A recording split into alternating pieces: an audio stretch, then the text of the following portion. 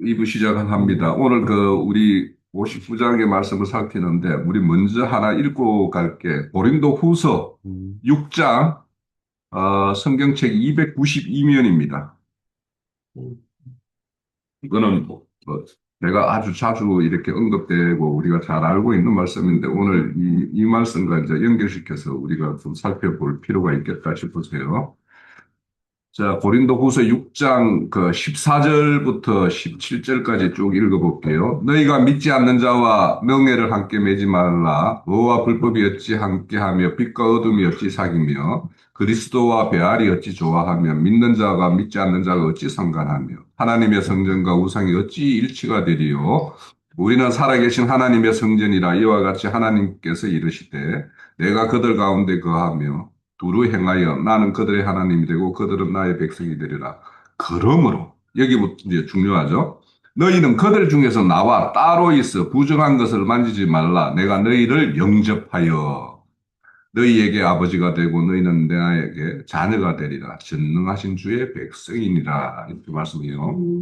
자, 오늘 이 말씀은 뭐냐면 우리가 58장에서 59장으로 이렇게 넘어오는 과정에서 58장에서 이렇게 하나님의 어떤 그런 약속들의 실현을 이렇게 하는 것이 이제 안식에 들어가는 걸로 이렇게 말씀을 하는데, 안식에 들어가지 못하는 이유가 뭐냐?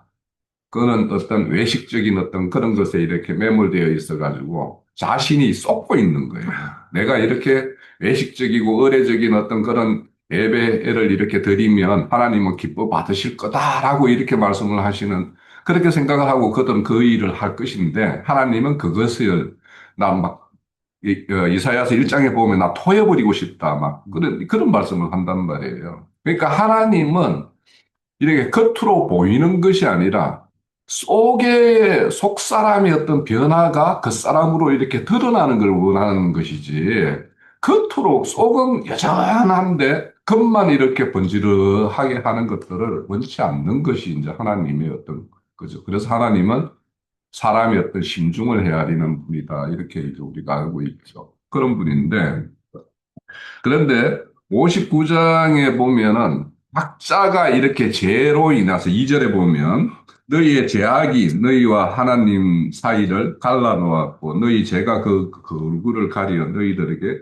듣지 않게 하심이라. 이렇게 말해요. 하나님이 그렇게 얼굴을 돌리고 길을 막고 계시는 이유는 너희들의 죄악 때문에 그렇다라고 이렇게 말씀을 해요. 근데 이 죄악이 이렇게 쭉 이렇게 8절까지는 개인에 대한 어떤 말씀으로 이렇게 풀어가다가 9절부터서는 다 온 무리가, 그러니까 그렇게 제약 가운데로 완전히 이렇게 빠져 있는 그런 상황을 이렇게 말씀을 하고 있어요. 그래서 지난주에 제가 안식에 들어가기 위해서는 먼저 거룩하신 분과 함께 하기 위해서는 내가 거룩하니 너희도 거룩하라 했기 때문에 너희가 거룩을 이루어야지 안식에 들어갈 수가 있는 거예요. 그러니까 비거룩한 요소들을 많이 가지고 있으면 있을수록 하나님의 어떤 영의 생각과 우리의 어떤 육신의 생각이 이렇게 내 안에서 막 이렇게 요동치고 이렇게 충동하는 것들을 느끼잖아요, 우리가 살아가면서. 왜냐? 그거는 내 안에 살아계신 양심으로 이렇게 작동하는 그 하나님의 영이 있기 때문에 그 영이 발동되어서, 하나님은 이 방향을 나한테 지시하는데 나의 어떤 육신의 생각은 자꾸 다른 방향을 이렇게 가고자 하니까 이게 갈등이 있죠. 그래서 갈등만큼 우리가 안식을 못 누리는 것이기 때문에, 그래서 59장 우리가 고린도 6장에 보면, 후서 6장에 금방 읽었던 걸 보면 너희는 그들로부터 나오라고 하죠. 따로 있으라고 그러죠. 그렇죠. 네? 그러니까 형식적이고 의례적인 어떤 그런 거를 하나님께 드리는 예배라고 하는 그 무리 속에서 나와서 따로 있어야지 내가 그렇게 되면 내가 너를 영접하겠다. 이렇게 말을 해요. 그 영접한다는 건 결국엔 하나님이 직접 찾아오셔서 우리와 함께 해주시는 게 이제 그분이 나를 영접해 주는 것인데, 그러고는 그는 나의 하나님, 난 너희의 하나님이 되고 넌 나의 자녀가 될 것이다. 그래요.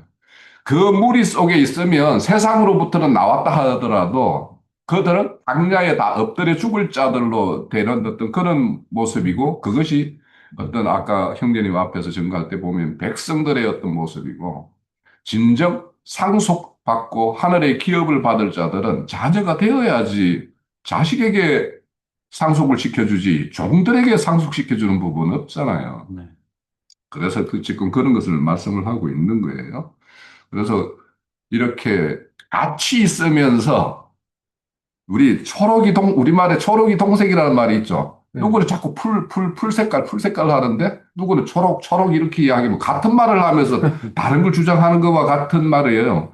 그러니까 그 안에 있으면서 기독교가 뭐 문제가 많아, 이렇게 하면, 실, 문제가 있으면 자신이 그걸 개혁할 수 있는 범위가 있고, 할 수가 없는 일이 있는데, 실질적으로 계획을 이루지도 못하면서 거기에 계속 머물러 있으면 초록이 동색 같은 색깔이에요. 그렇죠. 그래서 우리말에 또 다른 말이 있죠. 유유상종이라고 끼리끼리 모이는 거예요. 그러니까 우리는 우리끼리 이렇게 모이는 거는 여기에 있는 사람들은 같은 어떤 종이고 같은 색깔이 있으니까 우리끼리 이렇게 모여 있는 거고 매 마찬가지고 그래서 결국에는 그거를 분리해내기 위해서, 그렇게 섞여 있는 걸 분리해내기 위해서 16절 이하는 그분이 직접 오신다라는 거예요.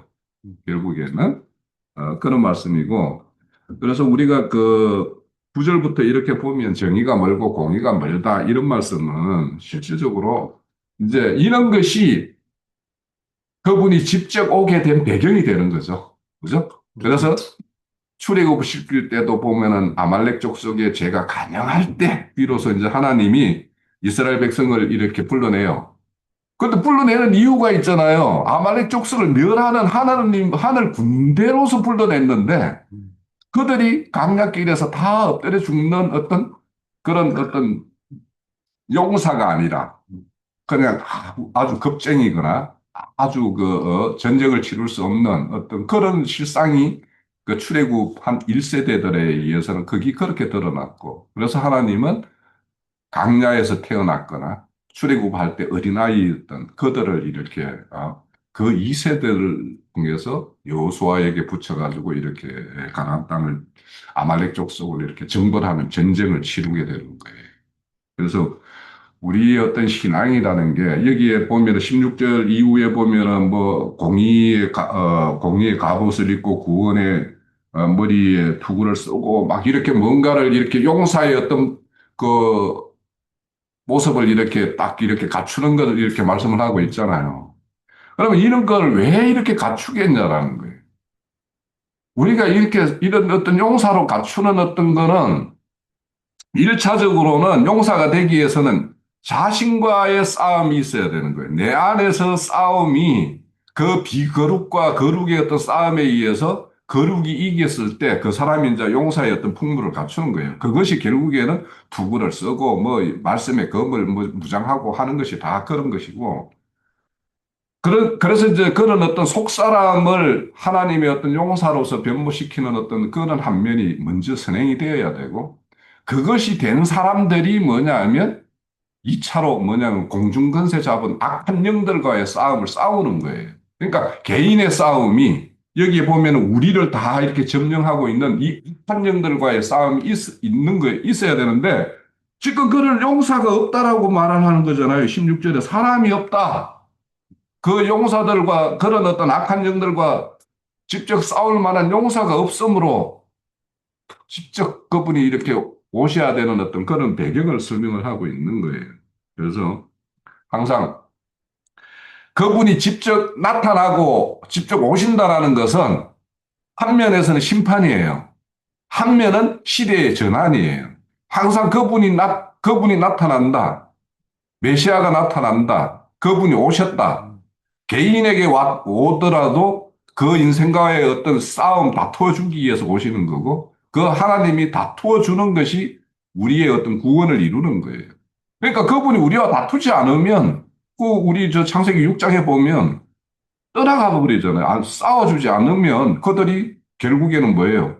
홍수의 심판으로 이렇게 딱 떨어지게 되는 거예요. 그러니까 홍수의 심판이나 이런 거는 항상 뭐냐 하면 이렇게 공의와 정의가 완전히 멀어져서 여기 보면은 그 어떤 시대 상황을 말하고 있는 게 구절에서부터 계속 말을 하고 있잖아요. 맹인이 담을 더듬고 눈이 없는 자가 두루 더듬어야 되고 나침대 항원의 어떤 해가 지는 때와 같고 겉으로는 멀쩡하게 강장한 자처럼 보이지만 실상은 다 죽은 자고 뭐 이런 걸 시대상을 말하고 있는 거예요. 그러니까 왜 그분이 이렇게 직접 오셔야 되는가? 지금 9절에서 15절의 말씀이나 예수님이 직접 오셨을 때 그 유대 땅에 그때 그 시대 상황이나 딱 보면 똑같은 거예요. 그들이 뭐예요? 외식하는 어떤 그 유대계 율법에 의한 어떤 그런 행습에 완전히 빠져가지고 그렇게 있는 건데 이런 어떤 그 행습에 빠져 있으면 일차적으로는 자기가 속는 거예요. 그리고 그 사람이 뭔가를 주도하는 어떤 주도권을 가지고 있는 자가 되면은 그 무리를 다 속이게 돼요. 그래서 여기에 보면 다 그렇게 다 떨어져 나갔다라고 말을 하는데 그 15절에 보면 성실이 없어짐으로 악을 떠나는 자가 탈취를 당한다라는 것은 이게 보면 의인이 죽어도 마음에 두는 자가 없고 우리 앞에 말씀 살펴봤죠? 예?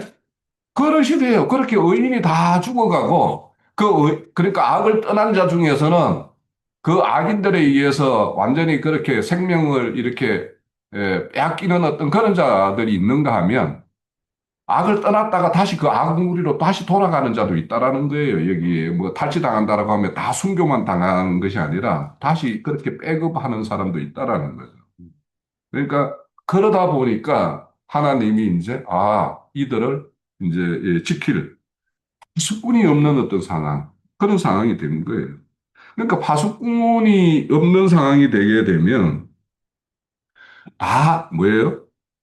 어, 정직한 사람은 이상한 사람으로 몰리게 되고, 그죠? 지금 우리 여기에 우리가 교회에서 나누는 어떤 이런 말씀이나 우리 어떤 모임의 어떤 이런 것들을 말하면은 교회 다니는 사람이나 세상 사람이나 그 사람들이 가지고 있는 어떤 기독교에 대한 어떤 그런 어떤 이미지 그런 게 있잖아요. 그런 거와 비춰보면은 저 사람들 이상한 사람이네 하지 우리 보고 야 저들이 뭔가 추구하는 것이 성경과 맞아 이러는 사람을 만나기는 쉽지 않잖아요. 그런 것 같아요. 그래서 이 파수꾼이 무너졌을 때는 그런 정직을 행하는 사람이 오히려 세상으로부터 불편한 사람이 되어 있고 기피의 대상이 되고 그렇게 되고 이렇게 그런 것이 이제 조금 그 어떤 무리가 다 그런 어떤 걸로 이렇게 동화된 사람들이 있으면 그 사람들은 뭐냐면 거의 한기에 가까워져요. 그래서 막, 우리가 뭐 말을 하면은 전염병 보균자처럼 이렇게 여기기도 하긴 하죠. 그래서 우리를 기피하게 되고 또 우리를 또 이런 어떤 감기 어린 사람들은 진리를 말하는 사람들의 어떤 침묵을 강요하게 돼요. 그러니까 뭔가에 이렇게 휩쓸려 있고 뭔가에 이렇게 취해 있는 사람들은 그냥 입틀막을 시키는 거죠. 그래서 그런 어떤 시대가 맞아요. 그래서 이런 우리가 익히 봐왔던 어떤 그런 종교 생활 그러니까 그런 거는 어떤 사람의 어떤 그런 악한 영에 대해서 어떤 면역성을 강화시키는 것이 아니라 겉을 자꾸 포장해서 나 건강한 사람이야. 나는 건강해. 하게 그렇게 여기게끔 만드는 어떤 그런 역할만 하는 거예요. 그래서 은폐시키는 가면을 자꾸 씌우고 자신도 가면 속에 이렇게 자신의 본 모습을 이렇게 숨기고 남들도 이렇게 가면을 쓰게 만드는 것이 그들이 하는 짓이죠. 여기 보면 이제 빛이 사라졌다라고 이렇게 말씀을 하는데 그 구절에 보면 빛을 발하지만 어둠뿐이다 이런 걸 말하는데 사실 여기서 이제 빛이라는 것은 빛은 이제 성경에서는 생명을 빛이라고 이야기하고 어둠을 사망이라고 이야기를 하는데 그런 것도 있지만 지금 여기에서 빛이라고 하는 것과 뒤에 보면 다 사람이 탈취당해서 하나님을 이렇게 대행할 수 있는 어떤 그런 중보자가 없다라고 하는 거 보면 뭔가 밤바다에 이렇게 항해하는데 이 등대와 같이 조그마한 먼 데서도 보더라도 불빛이라도 이렇게 뭔가 이렇게 희미하게라도 볼 수 있는 그런 빛과마저도 없다라는 어떤 그런 걸 말해요. 그래서 이거는 빛이 없다라는 것은 어떤 그 시대의 어떤 기준이 있죠, 기준. 그러니까 하나님의 어떤 만든 하나님의 뜻과 합치되는 어떤 기준이 다 사라져 버리는 거예요. 그러니까 오늘날 이렇게 예배당에서 모여서 이렇게 하는 것들을 보면 기준이 사라져 있어요.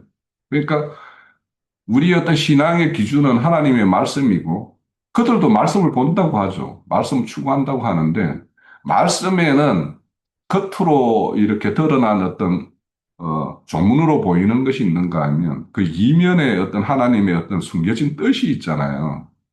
그러니까 그 뜻을 이렇게 헤아리지 못하면 그 어떤 것도 그 어떤 기준이 될 수가 없는 거죠. 그러면 글자로 보는 사람들의 말을 그대로 들으면 세상 사람이 성경을 보거나 믿는 사람이 성경을 보는 거나 똑같은 해석을 해요.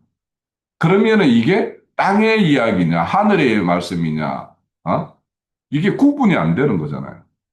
그래서 어제도 우리 그 아들놈하고 이제 금요일 되면 이제 저녁 식사를 내가 늦게라도 같이 이제 먹으려고 이렇게 하면서 그렇게 하다 보니까 만나는 뭐 아가씨 이야기를 하면서 거기는 그냥 성경 보면서 세상 윤리 도덕을 한다라는 거야. 그러니까 그거는 성경을 그냥 뭐 어떤 하나님의 어떤 영의 계시가 없어도 없는 사람이 읽어도 윤리 도덕책으로 얼마든지 읽을 수 있고.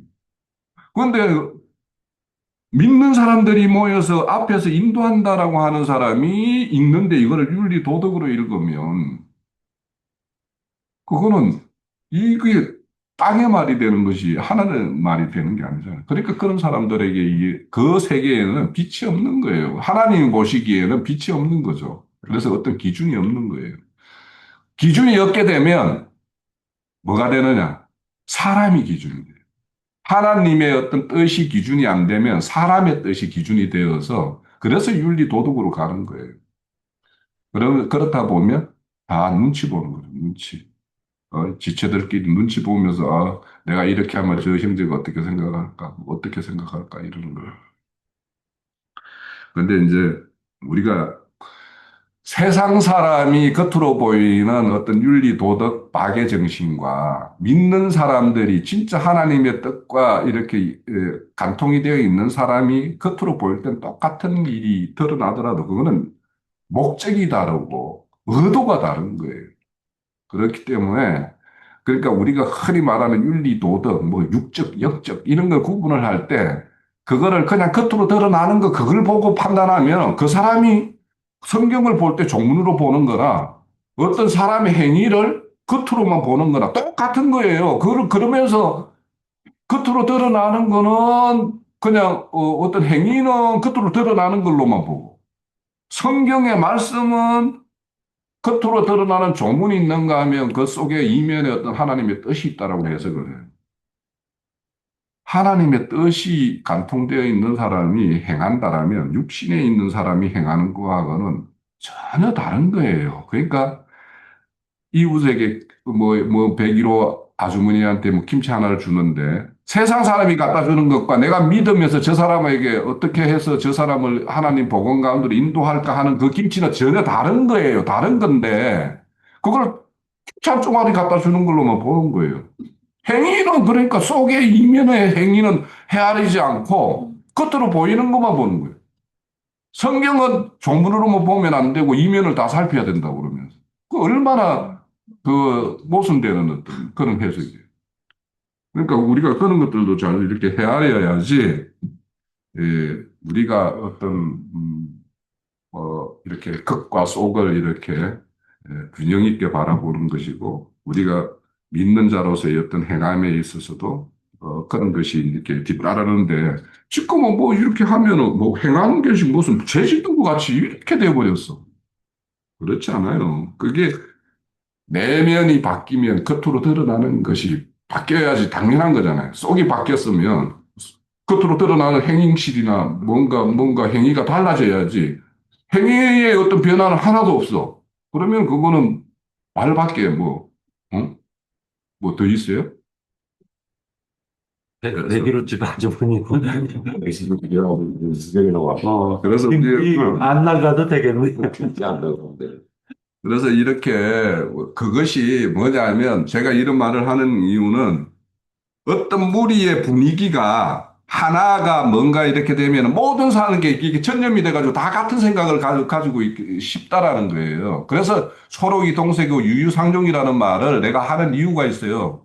우리 가운데는 뭔가 이렇게 잘못된 해석과 뭔가 누룩 같은 것이 없냐라는 걸 우리가 살펴봐야 된다라는 거예요. 우리 스스로도.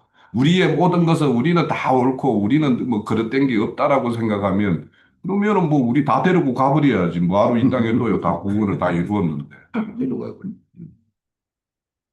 그래서 집단의 우매함이라는 걸 우리는 생각을 해봐야 돼요. 그러니까 여기 다 보면은 이 59장에 보면은 다 우리 죄가 우리 허물이 뭐 다 거짓을 잉태하고 뭐 어쨌다라는 것을 다 우리라고 이야기하잖아요. 그러니까 다 무리가 어떤 거에 의해서 뭔가 이렇게 전도된 어떤 그런 어떤 그 판단이나 기준이 이렇게 설정돼 가지고 모두가 그걸로 이렇게 다 돌아가는 거에 대해서는 우리가 늘 경계를 삼아야 될 필요가 있는 거예요, 항상. 예. 자, 그래서 사람이 없음을 보시고 자기 팔로 이제 구원을 직접 베푸실 것이라고 하는 것은 항상 이제 예수님이 이 땅에 오시면 이제 에더약을 끝내버리고 새 언약으로 이렇게 넘어가는 거죠. 그래서 이제 에더약을 끝난 새 언약으로 넘어온 사람이 우리 앞선 우리 첫 시간에 세마뉴, 엠마뉴 이렇게 말하는데 세상이 뭐 여기 눈에 보이는 게 바뀌어요? 똑같지? 똑같잖아요. 그런데 뭐가 바뀌어요? 우리의 생각과 관점과 우리의 어떤 눈이 바뀌는 거잖아요. 그러니까 새 땅이 되고 새 하늘이 되는 거지. 그죠? 이렇게 오는 그런 거예요. 지금 55장, 56장을 가면 새하늘, 새 땅의 이야기가 계속 나올 건데, 그게 뭐냐면, 내 정신이 개조가 되어가지고, 그렇게 하나님 영에 의해서 내 마음과 내 판단과 내 가치관의 기준, 내가 세상을 추구하는 어떤 목적, 살아가는 어떤 그런 의미와 동기, 이런 것들이 개조가 돼가지고 바뀌는 것이 새하늘과 새 땅이에요. 그래서 오늘 그 59장의 말씀을 결국에는 거기 보면은 이제 21절에 보면 그들과 세운 나의 언약이죠. 출애굽할 때 언약은 세웠잖아요. 옛 언약이잖아요. 그렇죠. 그죠? 그러면은 출애굽한 우리가 세상으로 나오면 우리도 다 애언약 세계에서 이렇게 했죠. 그렇죠. 예? 우리가 옛날에 했던 종교 행습이나 종교 어떤 그 무리에 있을 때는 우리가 애언약을 이렇게 실행했던 사람들이에요. 그런데 이제 그 하나님의 어떤 완전한 어떤 영이 우리에게 계시됨으로 인해 가지고 우리가 이제 애언약을 떠나서 새 언약으로 이렇게 넘어온 거예요. 그래서 우리가 이제 이런 어떤 예수님의 이 땅에 오심의 어떤 목적을 우리가 교리적으로 막 뭔가 뭐 십자가에 의해서 우리가 그거와 함께 막 이렇게 연합해서 죽고 뭐 이렇게 뭐 어떻게 저떻게 이런 것들을 이렇게 어떤 지식적인 어떤 그런 걸로 할 것인가 생생한 어떤 삶의 현장에서 내가 이렇게 그분과의 어떤 그 동행하는 어떤 그런 현장에서 그런 것들을 몸소 체험하고 느끼면서 그분에게 이렇게 내가 한 발 한 발 더 가깝게 나아가는 어떤 그런 것이 되는가 하는 것은 어 앞에서 말한 대로 그냥 의례적으로 하는 금식과 하나님이 진짜 바라는 흉악과 결박 진짜 그런 걸로 드러나는 어떤 그런 금식인가 하는 거와 맥을 같이 해요. 그래서 우리 오늘 58장, 59장의 어떤 말씀들은 결국에는 60장에 그 어떤 영광된 모습 세계에 어떤 나아가기 위해서 우리에게 선행되어야 될 것이 무엇인가 하는 것들을 말씀을 하고 있는 것이고 그 안식에 들어간 자들은 또 그 안식에 들어가지 못하는 자들이 있을까 하여 주위를 다 살피고 그 누룩이 어디에서 뭐가 있다 싶으면 그 누룩을 제거하는 일에 그런 일에 이렇게 하는 것이 마땅하다. 그것이 우리 모두를 안식에 들어가는. 그러니까 안식은 내 개인만에 들어가는 안식은 안식일 수가 없어요. 그러면 그 사람은 뭐냐면 이 교회 무리라는 한 지체라는 의식이 전혀 없는 사람이에요. 그 사람은 하나님의 나라와는 아무 상관없는 사람이에요. 하나님은 한 나라를 이루는 것이 목적이기 때문에 그 나라를 이루기 위해서는 함께하는 어떤 모든 무리가 안식에 들어가게 하는 것이 진정 그래야지 안식이 되죠. 그래서 제가 예를 들었죠, 지난주에. 가족 중에 누군가가 불편하면 안식일 수가 없어요. 그러니까 그 안식이 되기 위해서는 모두가 이렇게 편한 가운데 이렇게 거하는 어떤 그런 것이 되었을 때 이제 안식이니까 우리는 먼저 들어간 사람은 파수꾼으로서의 어떤 책임이 있는 것이고 또 아직 그러기에 이르지 못한 사람들은 그들의 어떤 안내를 잘 받아서 자신 안에 있는 그런 전염병의 복용과 같은 어떤 그 누룩을 이렇게 제거하는 것에 주저할 필요 없어요. 자, 제 증거는 이 정도로 하겠습니다. 네.